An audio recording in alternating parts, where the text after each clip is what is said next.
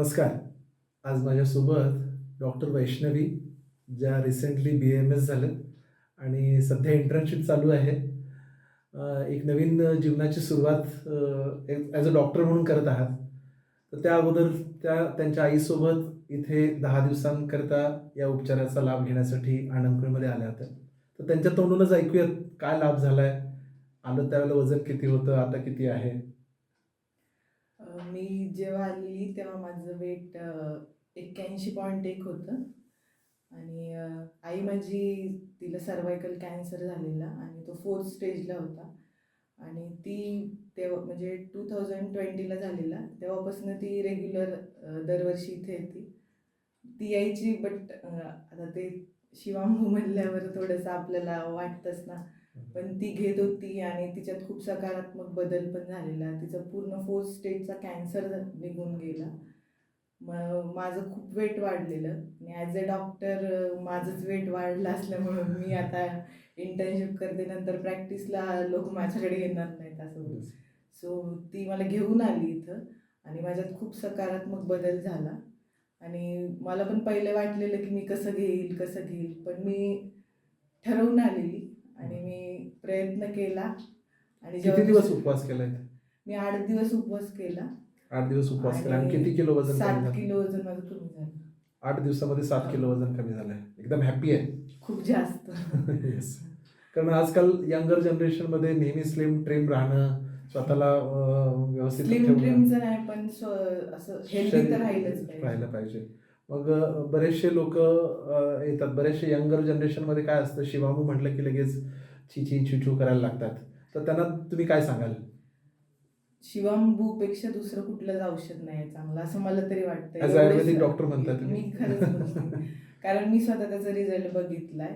Literally माझं एक per day माझं 1 kg 1.5 kg असं वेट कमी होत होतं आणि मला बिलकुल असं थकवा वगैरे किंवा मी खूपच आता माझं BP लो झालाय वगैरे, शुगर लो झाली असं काहीच वाटलं नाही. बरोबर. मग आई 2019-20 मध्ये त्यांना कॅन्सर झालं होतं आणि त्यानंतर आपल्या शिवांबू उपचारांनीच त्या बऱ्या झाल्या. तर त्यांच्यामध्ये काय काय फरक वाटतो? ती तर रेग्युलर शिवांबू घेते आणि उपवास पण करते आणि तिचं डाएट पण पूर्ण असं म्हणजे हेल्दी आहे. मला सांगितलं त्यावेळेला बाहेरच्या डॉक्टरनी काय सांगितलं होतं आईला? तिला बोललेले की तुम्हाला तुमच्या घरी जा, तिथे जेवढ्या केमो घेता येतील तेवढ्या घ्या, काही गॅरंटी नाही. पण आता 4 वर्ष झाली ती हॅपी आहे, चांगली आहे. ती माझ्यापेक्षाही चांगली आहे. ती 3-4 किलोमीटर रनिंग करते सगळं. आता पुन्हा परत गेल्यानंतर तुमच्या कलिग डॉक्टर्सना, तुमच्या कलिग मैत्रिणींना सांगणार का शिवांबूबद्दल? नक्की. येस. बाकी इतर सुद्धा इथे तुमच्या वास्तव्यात इतर सुद्धा काही पेशंट तुम्हाला बघायला मिळाले असतील, तर त्याच्यामध्ये काय बदल वाटला किंवा कसं वाटलं? मला सगळ्यात जास्त इफेक्टिव्ह त्या पार्किन्सनवाल्या आजींचं वाटलं. मी लिटरली त्यांना बघितलेलं की त्यांना धरून आणलेलं. त्यांना तेव्हा एक शब्दही बोलता येत नव्हता, पण तिसऱ्या दिवशी त्या माझ्याशी खूप चांगलं बोलल्या आणि त्या खूप चांगल्यापैकी चलत होत्या आणि मला न्यूरोलॉजिकल डिसऑर्डरमध्ये सुद्धा खूप सुंदर रिझल्ट मिळालेला बघितला. तुमच्याबरोबर सुद्धा आणखीन काही इतर जे होते वजन कमी करण्यासाठी वगैरे त्यांच्यात पण म्हणजे काही असे मोस्ट ऑफ दी यंगवालेच होते आणि त्यांनी पण बऱ्यापैकी 8 kg 7 kg असं वेट लॉस केलं. तुम्ही तुमच्या करिअरमध्ये शिवांबू प्रॅक्टिस करण्याची इच्छा आहे का? आवडेल मला. आवडेल.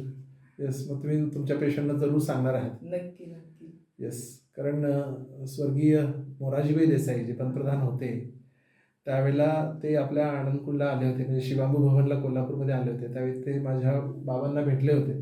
त्यावेळेला त्यांनी विचारलं होतं की बाबा तुमच्यासारखे तुम्ही किती लोक तयार केलेत, त्यामुळे तुमच्यासारखे यंगर डॉक्टर्सनी जर मनावर घेतलं तर सगळ्या महाराष्ट्रभर आपल्या प्रत्येक जिल्ह्यामध्ये प्रत्येक तालुक्यामध्ये असा एखादा डॉक्टर असला पाहिजे जो शिवांबूचा प्रचार प्रसार करेल, सांगेल. झालं तर सगळं अँटीबायोटिक्स सगळे कॅन्सर सगळं संपून जाईल. येस. ही खात्री वाटते मला. नक्कीच वाटतं. येस. तर इथे आलात, आपण लोकांना थोडंसं मार्गदर्शन तर बोललात, त्याबद्दल खूप खूप धन्यवाद. आणि सरांचे खूप धन्यवाद. त्यांनी खूप एफर्ट्स घेतले आणि खूप चांगलं नॉलेज पण दिलं. येस. धन्यवाद.